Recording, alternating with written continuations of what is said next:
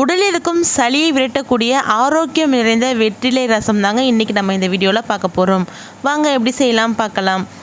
நான் வெற்றிலை 2 எடுத்து வச்சுருக்கேன். அதை மேலே இருக்கிற காம்பையும் கீழே இருக்கிற அந்த குட்டி பாட்டையும் ரிமூவ் பண்ணிக்கலாம்.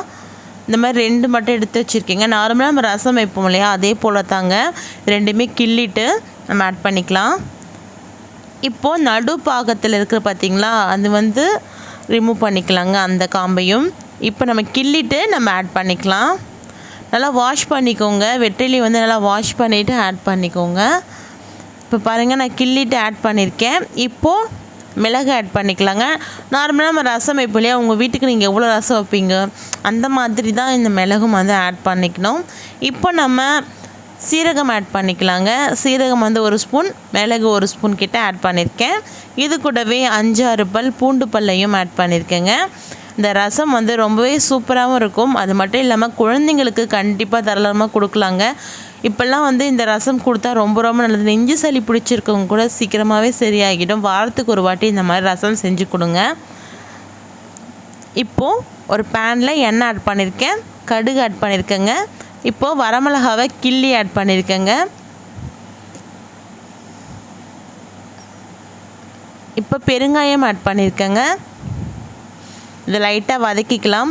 நீங்கள் நார்மலாக ரசம் வைப்பீங்க இல்லையா, புளியோட தக்காளியும் கரைச்சிட்டு அதுலேயே இந்த மிளகு சீரகம் அதெல்லாம் போட்டு செய்வோம் இல்லையா, அந்த மாதிரி கூட செய்யலாங்க.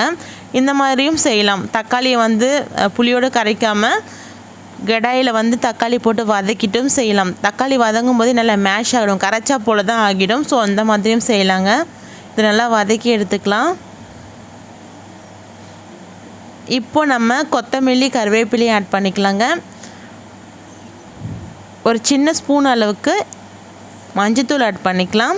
இப்போ நம்ம எடுத்து வச்சுருக்க புளி கரைசலை ஆட் பண்ணிக்கலாம். புளி கரைசலோட தண்ணியும் ஆட் பண்ணியிருக்கேன். போதுமான அளவுக்கு தண்ணியும் ஆட் பண்ணியிருக்கேன். ஸோ அதையும் ஆட் பண்ணியாச்சு. இப்போது தேவையான அளவுக்கு உப்பையும் ஆட் பண்ணிக்கலாம். இப்போ நம்ம அரைச்சி வச்சுருக்கோம் இல்லையா, மிளகு சீரகம் வெற்றிலை எல்லாமே ஆட் பண்ணிக்கலாம்.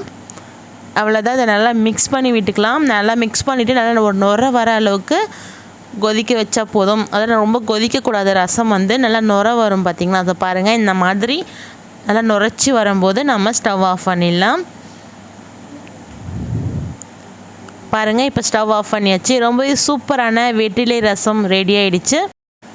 நீங்களும் இதே போல் ஆரோக்கியமான ரசம் உங்கள் வீட்டில் செஞ்சு பாருங்கள். இந்த வீடியோ உங்களுக்கு பிடிச்சிருந்தால் மறக்காமல் லைக் பண்ணுங்கள், ஷேர் பண்ணுங்கள், கமெண்ட் பண்ணுங்கள். மறக்காமல் கண்ணன் சமையல் சேனலை சப்ஸ்கிரைப் பண்ணுங்கள். நோயின்றி வாழ்வோம், நலமாக வாழ்வோம். மீண்டும் சந்திப்போம்.